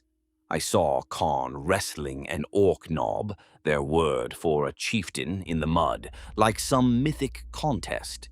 He managed to shove a grenade into the orc's gaping maw and dove aside just before it exploded, blowing the creature's head apart from within. Khan emerged covered in gore, laughing that deep belly laugh of his, victorious. They started calling him Orc Slayer after that, and he wore it with pride. During that campaign, I even witnessed an Imperial Titan stride onto the field, drawn by the ferocity of the Xenos assault. When that god engine appeared, even the Orcs paused in what might have been fear. We feral guardsmen fell silent as well, watching the towering metal giant wade through the greenskins like an ancient war god of myth. Its cannons roared, each blast shaking the ground and vaporizing scores of orcs in gouts of flame. The battle was won soon after. Nothing could stand against that walking fortress. I realized then how small we all were in the grand theater of war, mere ants beneath the feet of true giants. After seeing a titan in action, it was hard to be impressed by anything smaller. We fought Tyranids too, on a dead moon covered in fungal forests and chittering in the dark. Now those were nightmares made flesh, swarms of skittering creatures with scythes and slavering maws that wanted nothing more than to eat everything in their path. We burned them by the thousands, and still they came. I lost Varro there. He was torn in half by a chittering fiend twice the size of a man. Even as its scythe arms disemboweled him, Varro rammed his knife into the creature's neck, buying us time to finish it off. We dragged him out, but there was no saving him. His last words through bloody teeth were a croaked, Did I get it? Emperor, that broke me. I lied that he did. Then I gave him the Emperor's mercy with my last pistol, as he'd taught me to if it ever came to that. I carry Varro's hatchet now, the one he used since our first skirmish. Sharpened it up and even affixed a little purity seal to it in his honor. One swing, one kill, that was Varro's way. Emperor, guide his soul.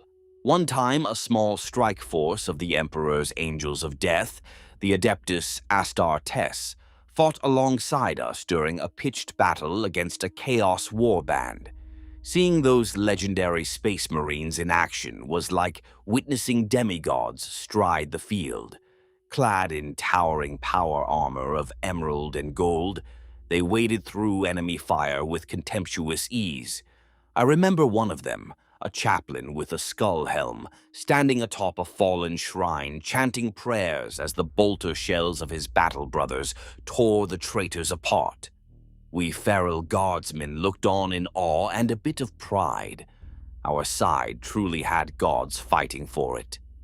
When the battle was done, I got a close look at one Space Marine as he secured the area. He was twice my height and then some, a giant of muscle and ceramite. Blood and ichor of the enemy slicked his armor. Under his helmet's glowing eye lenses, I felt like an insect before a predator. Yet he paused and looked at us ragged guardsmen huddled behind cover. He didn't speak, didn't need to. He simply thumped his armored fist to his chest plate in salute of our efforts. Then he and his brothers strode off, called to some higher duty elsewhere. It was only a brief moment, but it filled us with fierce encouragement. The sky warriors of my childhood tales were real, and one had acknowledged us, the mere mortals, for holding the line at their side. That night around our campfires, even the most cynical among us spoke with a spark of childlike wonder. If the Emperor's angels themselves recognized a bunch of feral fools like us, then maybe, just maybe, we were part of something truly grand and holy, after all. As the years wore on, I realized I had become something I'd never imagined, a seasoned trooper of the Imperial Guard. I even learned to read, not poetry or anything, but I could slog through a tactical brief or a letter. That felt like magic, deciphering those little symbols. I learned to maintain not just my lasgun, but even assist tech priests with vehicle rights. They found my enthusiastic chanting amusing. To me, placating a machine spirit wasn't so different from placating a river spirit back home. They made me a corporal after a while, then a sergeant because, frankly, there were few of us left from the original group and someone had to lead the next batch of poor fools. I ended up in charge of a fire team, then a whole squad. Later, after one ugly firefight where my lieutenant caught a plasma blast to the face, I found myself the ranking survivor in our platoon. By the time reinforcements arrived, I'd coordinated our defense and even counterattacked to secure the objective. For that, they battlefield promoted me to lieutenant. Me, the illiterate swamp boy, now an officer, albeit a junior one. I confess when the Commissar pinned those small lieutenant pips on my collar, I had to fight back a tear thinking how proud my mother might be, or perhaps how incredulous. Leadership sat uneasily on me at first. Ordering other men into the meat grinder, even when I'd been doing it informally for a while, felt different when it was official. But I modeled my style on those I respected. I led from the front like Kharn always did. I cared for my troops like they were my clan, and I never asked them to do something I wasn't ready to do myself. It won loyalty and results. We pulled off some crazy assignments, and often came out intact when others might have been slaughtered, simply because my lads trusted me and I trusted them. I'll never forget one operation, a space hulk boarding, swarming with cultists and Emperor knows what else.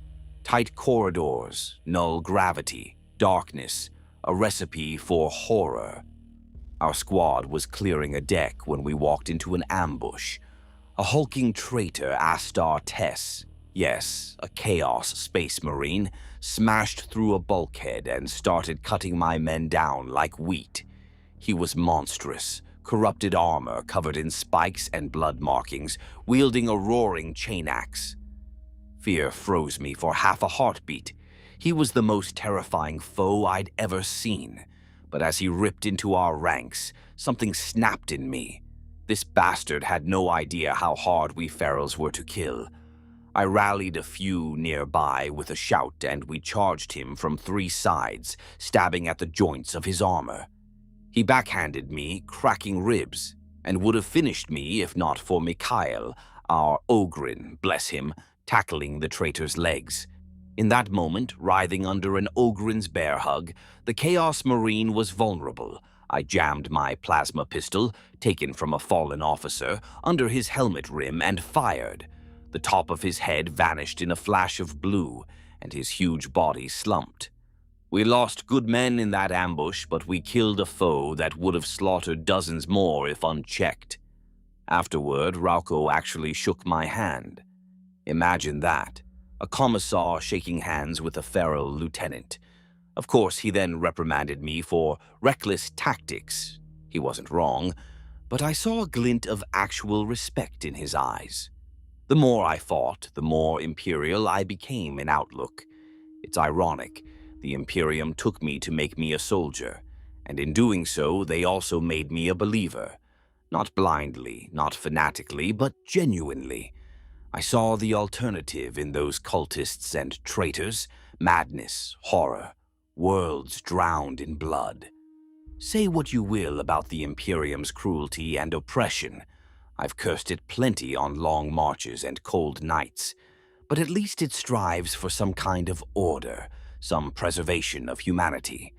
Over time, I went from fighting for my own survival and my mates to fighting for a cause, for the Emperor, for mankind. A high ideal for a dog of war? Perhaps, but ideals are what keep you from eating a bullet when things seem meaningless. It wasn't all grim. There were moments of strange beauty, even joy. After liberating a shrine world from traitors, I stood under its temple's stained glass dome as evening sun poured through. painting us in vibrant colors.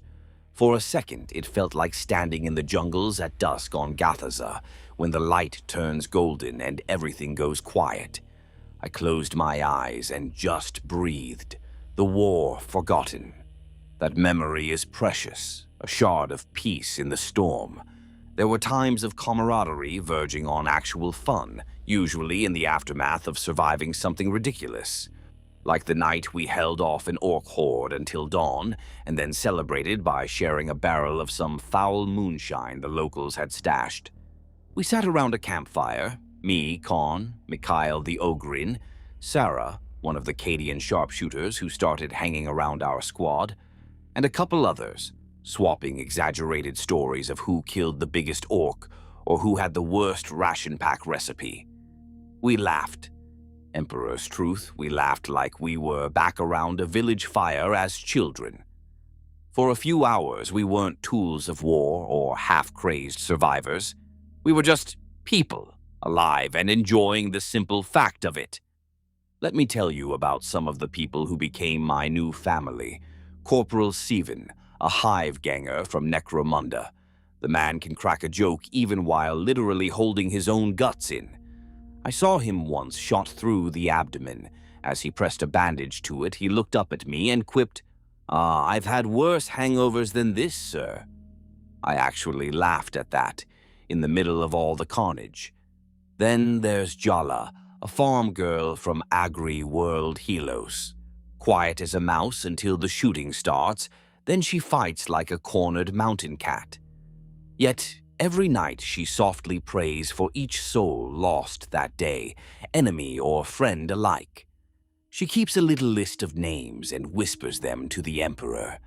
Heart like that in a war like this, it's rare. And Big Mikey, Emperor, Mikey's not small at all. He's an 8-foot-tall ogrin who we call Mikey, ironically. He latched on to me like a favorite uncle after I shared my rations with him during a hunger spell on a long march. Once I saw Mikey charge a traitor barricade to drag a wounded comrade back, shrugging off wounds that would drop a normal man. He took a heavy stubber round in the shoulder, barely flinched. Mikey just kept going because he was told that Guardsman was our friend, and Mikey protects his friends. These people, the jokers, the gentle souls, the loyal big lugs, are my kin now as much as anyone of blood back on Gathaza ever was. We'd die for each other without a second thought. Of course, over the years, many of them did die for each other. That's the way of war. One by one, those original faces I came up with were whittled down. Some died heroically. Kharn went out in a blaze of glory, wrestling that Chaos champion on that space hulk, refusing to let go even as the traitor's chain axe chewed through his shoulder. He held that bastard in place so we could finish him at the cost of his own life. I was right there, screaming and emptying my lasgun into the traitor until its eyes burst and it fell. Kharn died grinning, telling me, "Better me than you, little brother. I have his tags with mine now. Emperor, I miss him every damn day." Others died pointless deaths. Sivan survived that gut wound only to catch a stray shell fragment in the neck months later while digging a latrine. No enemy in sight, just random fate. Jala, our gentle soul, she was sniped by a hidden cultist during a ceasefire hour. She died with a prayer on her lips, and I still carry that list of names she kept, updating it with hers at the top. You don't come out of all that unchanged. I surely didn't. With each comrade buried, or vaporized, or left in pieces too small to gather, I felt another chunk of my heart harden or hollow out. After Khan's death, something in me iced over. I continued to lead, continued to fight ferociously. If anything, I fought harder to make every loss count, but I laughed less readily. Perhaps a piece of my soul died that day on the Hulk, and I've been fighting for the ghosts ever since. I did get one chance to send word home. After a major victory, I think it was after we stopped a Tyranid incursion on Helios Gamma, an administratum adept said those who wished could dictate a letter for astropathic relay back to our homeworlds. Most of us ferals looked at each other like, they can send words through space? It sounded like sorcery, which, in a way, it was, being astropathic telepathy. But we weren't about to waste the chance. I sat down, trying to think what to say to my mother after all this time. How to even explain what I'd become and seen. In the end, I kept it simple. Mother, I am alive. I serve the Sky Emperor among the stars. Our clan's honor is carried with me. I hope you are well. I have seen wonders and horrors, but I fight on so our people will be safe. Your son. It felt woefully inadequate. I gave it to the adepts anyway. Months later, I asked if any reply came back. None did. That didn't surprise me. I doubt Gathaza even has an astropath receiving messages, and my mother wouldn't know how to send one even if she got mine. Still, I hope somehow she knows I thought of her. Sometimes, in the quiet between deployments, I asked Imperial clerks or Navy crew if they'd heard any news of Gathaza. Almost invariably, I got blank stares. Our world was too insignificant to feature in any report or chart they'd seen. Perhaps that's a blessing. No news likely meant it hadn't been invaded or virus-bombed. In a galaxy where so many planets burn, a forgotten world is practically a safe one. Still, I quietly hoped someone out there remembered the sons and daughters Gathaza gave to the Guard, and what we did in the Emperor's name. I'll be honest, I never expected to see Gathaza again, and I likely never will. Part of me doesn't even want to. I've changed so much, how could I ever fit back into the tribe? And if by some miracle I did return, what would I find? Perhaps my entire clan is gone, wiped out by plague or absorbed into another. Or maybe a missionary came and civilized them, and they wouldn't recognize me with my crop of service studs and my high Gothic battle honors. More likely, life continues there as it always has, brutal and short, and my exploits among the stars would sound like mad tales to them. Better to leave it as a memory and a hope. Hope that maybe some good came of my conscription. Maybe Gathaza will avoid the horrors I've seen because I and others carried them away to fight on distant fronts. Do I have regrets? Of course. I regret not appreciating the simple life I once had, the taste of fresh roasted groks, the feel of warm mud between my toes, the laughter of siblings around a fire. I regret not being there when my family needed me. Assuming they did, I'll never know. I regret some of the things I've had to do, even if I'd still do them again. We all carry a burden of guilt in this line of work. You try to tell yourself you only kill those who deserve it, but stray rounds and split-second decisions, mistakes happen. I've ordered men into ambushes I didn't foresee. I've shot silhouettes in a fog that turned out to be panicked civilians. Emperor, forgive me. One time, during a particularly messy urban fight, I had to choose to bombard a building full of cultists, knowing full well there were likely civilians in there too. We saved the city block, but afterward, we found the bodies. Families huddled in basements who got buried alive under rubble. I remember a little toy Grox I found in the debris next to a child's crushed form. I still see that toy in my nightmares.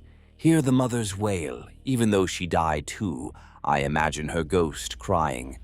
These things, they stain you. But I've learned to cope, or at least compartmentalize. Dark humor is one way. My mates and I would crack the most morbid jokes to avoid crying. Another glorious day in the Guard. If the enemies of the Emperor don't kill you, your breakfast certainly will. That sort of thing. We shared the kind of grim, biting wit only soldiers on borrowed time can appreciate. If we didn't laugh, we'd lose our minds entirely. And faith, surprisingly, faith helps. This from the guy who once scoffed at the Sky Emperor. I'm not naive. I know the Imperial Creed is propaganda in part, designed to keep us in line. But in the heat of battle, when you're caked in war and scared beyond sanity, believing that there's a higher purpose, that the Emperor watches and judges and might reward your sacrifice, it keeps you going. I've seen pure atheists break under strain that a devoted man endures, simply because that devoted man thinks the Emperor's eyes are on him. Whether he actually intervenes or not, I cannot say. But the psychological effect is real. I myself have muttered, "The Emperor protects," more times than I can count, sometimes sarcastically, sometimes earnestly, and it steadied me. Perhaps it's self-delusion. Perhaps he really is protecting us in unseen ways.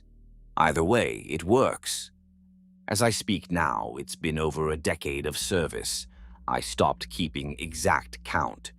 The once savage boy from the swamps is an experienced Imperial officer with a couple of bionic fingers, a limp on cold days, 3 service studs embedded above my brow, 1 for each 5 years of survival, and more scars than I can track. I even picked up some high Gothic phrases to curse with. Sounds more refined to say, "Throne, damn it," instead of just spitting.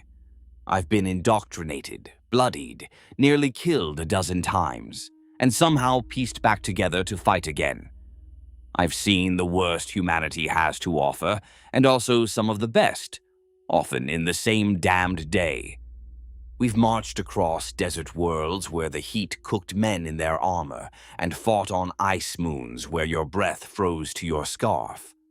We've battled in jungles so thick and humid it felt like home, except for the man-eating plants and poison mists. We've been in Hive City underdecks where the air itself was poison, and the locals more dangerous than any Xeno.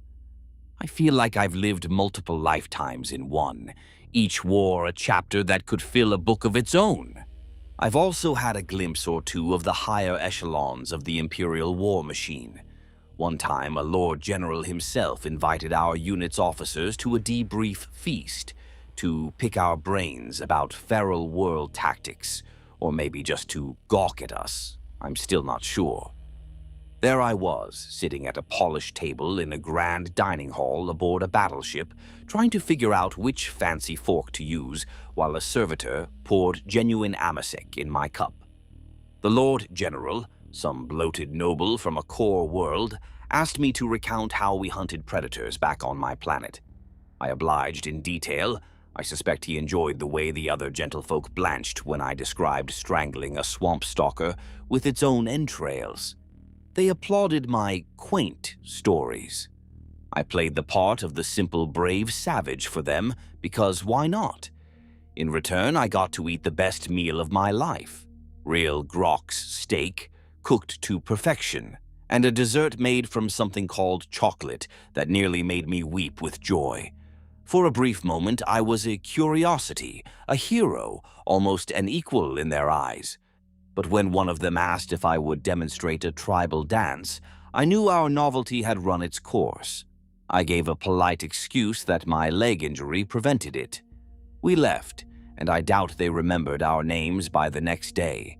But I remember theirs, and I remember thinking, those high-born officers will never truly understand what we on the ground endure. To them, we're stories to tell at parties, statistics in reports. No matter. I don't fight for them. I fight for the men and women alongside me, for the memory of those who fell, and for that bigger ideal I found along the way, protecting humanity in my own small grunt fashion. Now, after all these years, what have I become? Half of me is still that feral warrior. I still carry a blade made from Gathazan obsidian into every battle. It's ritual now. I draw a bloodline on my cheek with it before a fight. I still growl our old war cries without thinking when a charge is on. I still have the urge to take trophies now and then, though I suppress it or keep it subtle. A finger bone here, a tooth there, tied into my gear where no Commissar will notice. The other half of me is a disciplined Imperial officer who can call down an artillery strike, recite the litany of duty, and knows which end of a lasgun is which. I read tactical briefings. I even write reports. Thank the Emperor for picked slate dictation, my writing is still atrocious. I worship the Emperor, sincerely if not without questions. In short, I've become what the Imperium wanted. A weapon tempered to their purpose. But I've also kept something they perhaps didn't expect, a sense of self.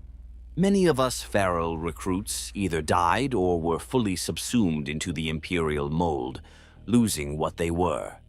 Me, I like to think I struck a balance. I use the beast within when needed, but I'm no mindless berserker. And I adhere to the Emperor's teachings, but not to the point of blind zealotry that overrides common sense or compassion. Maybe that's why I've lived so long. Flexibility. I can chant a battle hymn 1 minute and crack a gritty joke the next. I can follow orders most of the time, but defy them in a heartbeat if it means saving my squad and the mission. I've done it. It's easier to ask forgiveness than permission, especially if you can show the brass a victory in the end. We feral worlders weren't supposed to have much initiative.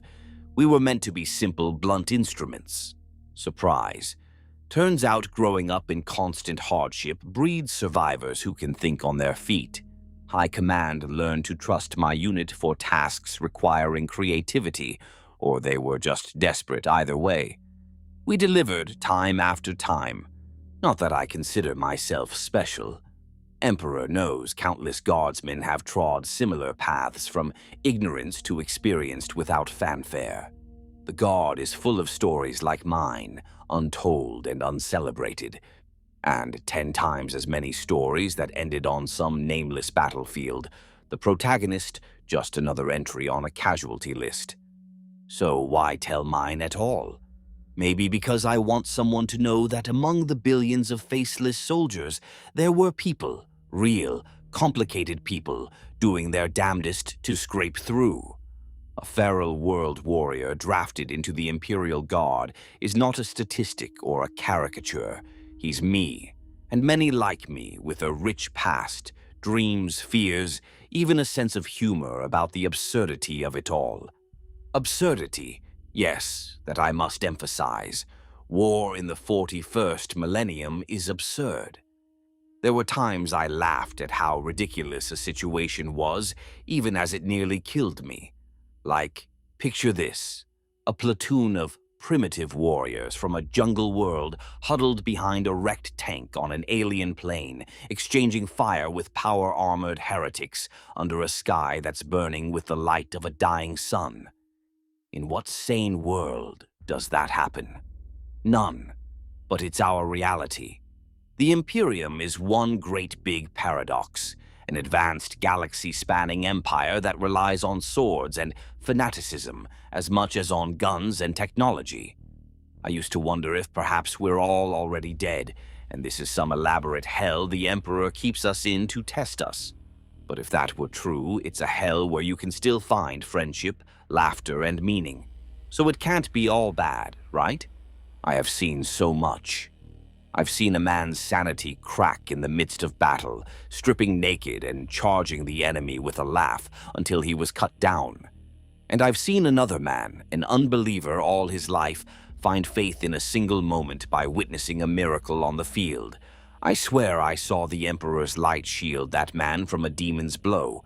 He came out without a scratch, and now he carries a sigil and preaches on the side.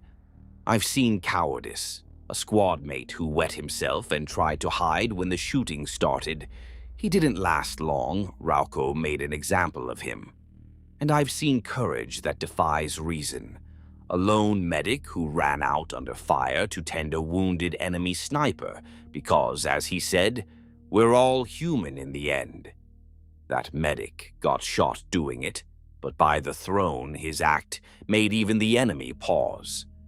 We ended up capturing that sniper alive. He couldn't bring himself to shoot the man who tried to save him and surrendered instead. I've seen an imperial saint, or at least some say she was a living saint, stride through a battlefield untouched by a barrage, her presence bringing a calm that stilled the warp's influence. That was during a nasty fight against Chaos Marines. She appeared, shining, and suddenly the enemy faltered while our forces rallied. I bowed my head like a child seeing an angel. Maybe she was one. Moments like that made me think perhaps the Emperor truly does watch us, sending a bit of grace when needed. Balance that against scenes of utter horror. I've walked knee-deep in corpses, waded through blood-fouled mud where you couldn't tell where the bodies ended and the earth began. I've heard the awful quiet sobbing of a veteran who finally snapped after his squad, his family in all but blood, was wiped out around him.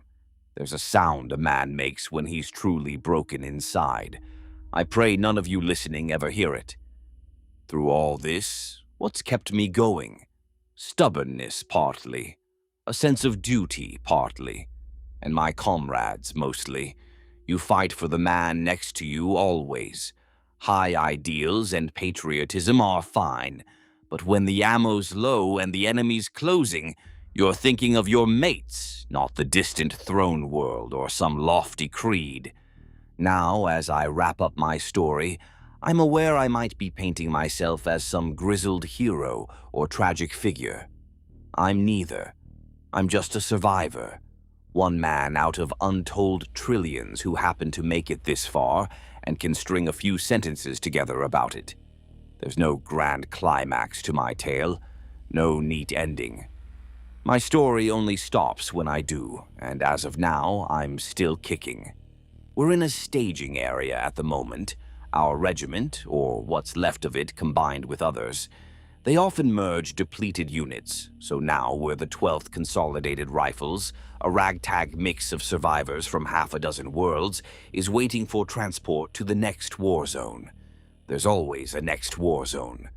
Rumor is we're being sent to face something big, perhaps another Black Crusade brewing in the stars, or a tendril of a Tyranid hive fleet creeping toward Imperial worlds, or an uprising on some distant planet that threatens the Emperor's domain.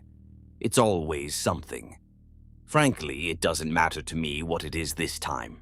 Be it heretic, xeno, or demon, we'll do what we always do, hold the line, fight, and try to come out the other side. In a short while, I'll hear the mustering call. I'll don my dented carapace chestplate, buckle on Varro's hatchet and Khan's knife, check the charge on my trusty lasgun. I've modified and tuned it over years. Call sign Faithful, scrawled on the stock. I'll gather whatever ragged troops are under my command this time, some fresh-faced, some nearly as battered as me, and give them a little speech. Something like, "Listen up, stick together, watch each other's backs, and remember your training.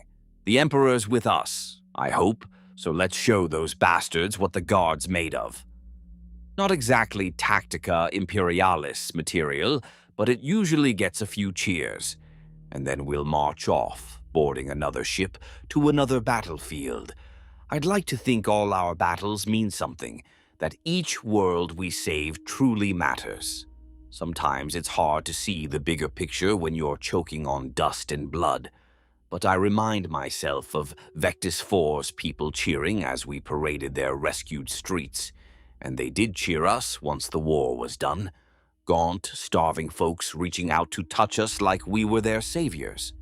I think of that and realize that yes, it matters to them. To the innocents who'd otherwise have no chance.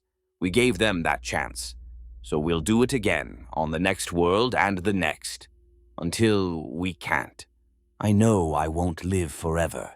Emperor knows, by all rights, I should have died 100 times already. Perhaps I've been living on borrowed time since that day I swallowed a man's heart as a boy. One day, probably soon, my luck will run out. Maybe I'll catch a sniper's bullet between these old eyes.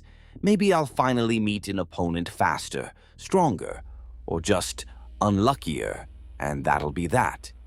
I'm at peace with it. I just pray when it comes, it'll be quick and not too embarrassing. Ideally, I'd go out doing something worthwhile, saving a squad mate, slaying a particularly nasty enemy, or holding that crucial line for just a minute longer. Every guardsman secretly hopes for a meaningful death, though few get to choose. A grim ending? Perhaps. But a guardsman's life is grim. We live on the edge of death daily. The best we can wish is that when it claims us, it at least makes a good tale. If I fall tomorrow, I only hope someone like me will be there to pick up this battered regimental banner and carry on. And maybe, just maybe, someone will remember my name and pour a drink in my honor around a fire, telling a crude joke about the crazy feral who lasted as long as he did. I realize I've rambled on, perhaps more than I intended. Chalk it up to that dry streak of humor in me. Give a feral man a chance to talk, and he won't shut up. Who knew? If you've stuck through my whole story, I thank you. Not many will ever hear it, and that's fine. We're not in this for glory or recognition. Good thing, too, because we get precious little of it. But it feels oddly cathartic to put it into words. To sum it all up, I was born a savage in the mud, made into a soldier among the stars, and have somehow endured to tell the tale. I've been a victim, a victor, and everything in between. I've retained a sense of humor, if a warped one, because sometimes laughing at the insanity is the only sane response. I carry scars outside and in, and the weight of memories both proud and painful. I started this journey fighting for my next meal. Now I fight for something far greater, though at times I wonder if that greater cares a whit about me. Still, I fight on. Because if not me, then who? People back home often can't imagine what life in the Guard is like. If I could show them even a day of it, they'd either run screaming or kneel and thank the Emperor for the quiet lives they have.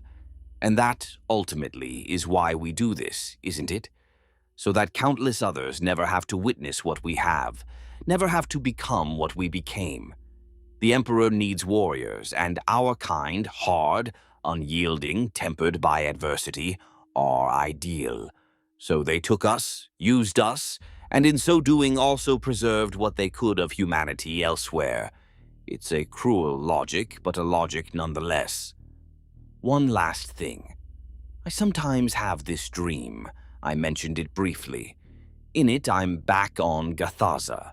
But it's changed. There's an Imperial outpost, a small city even, with schools and hospitals. The tribes aren't fighting. They've been united under the Emperor's light. There's clean water, plenty of groks to eat, and no one lives in fear of the dark or of hunger. In this dream, I walk through my village and my mother is there. She's old but alive, and she knows me immediately despite my scars. Karn and Varro are there too, not dead but alive and laughing, sharing a drink and boasting of who has more battle scars. I always win that contest. We gather around a great bonfire while the two moons rise, and for the first time in as long as I can remember, I feel completely at peace. Then I wake up and I'm usually on a cot in a muddy trench or a bunk in a noisy transport, and reality comes crashing back. But for a few precious seconds I still feel that peace, and it reminds me what we're fighting for. The hope, however distant, that one day others can live in peace under the Emperor's protection. Call me a fool or a dreamer. Maybe I am. But that dream keeps the ember of hope alive in my chest, and as long as that ember burns, I'll keep marching forward. The sirens sounding. Time to finish up. Fresh orders coming through. I tighten my boots, adjust my armor, and crack my neck. Same ritual every time, a little routine to steady the nerves. Some of the new troopers are looking at me, this scarred older fellow who's seen too much. They expect me to be fearless. I'm not. I'm always afraid, but I've learned to live with fear, ride it, rather than let it throw me. I give them a grin and a thumbs up, and Emperor knows that small gesture might ease their terror a fraction. I'll wrap this up with a saying from my tribe, a kind of farewell proverb. The beast in the cage still remembers the forest, but he will guard his master's house all the same, for that is now his home. That's me, I suppose. The wild within remembers freedom, but I guard the Imperium now because it's home, the only home I have left. So here I go once more unto whatever breach awaits. If you're hearing this and I'm already dead, well, pour a cup of rotgut and drink to old Ghevar of Gathaza, who lived as a warrior and died as one, hopefully with a laugh or curse on his lips and his boots facing the enemy. And if by some emperor-blessed chance I survive all this and live to see old age, not likely, but humor me, I imagine I'll be the grumpiest, scar-covered old coot sitting by a fire, scaring youngsters with tales of demons and xenos until they jump at shadows. Either way is fine by me. I've made my peace with fate.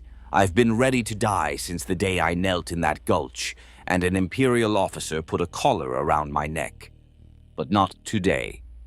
Today I've got a job to do. The Emperor protects, but a sharp blade and a keen eye protect better. Time to grab my kit and rouse the troops. For the Emperor. For my home that was, and the home I've found now. For the friends who can no longer fight. I carry their spirits with me into battle. Now, let's move out. This war isn't going to win itself.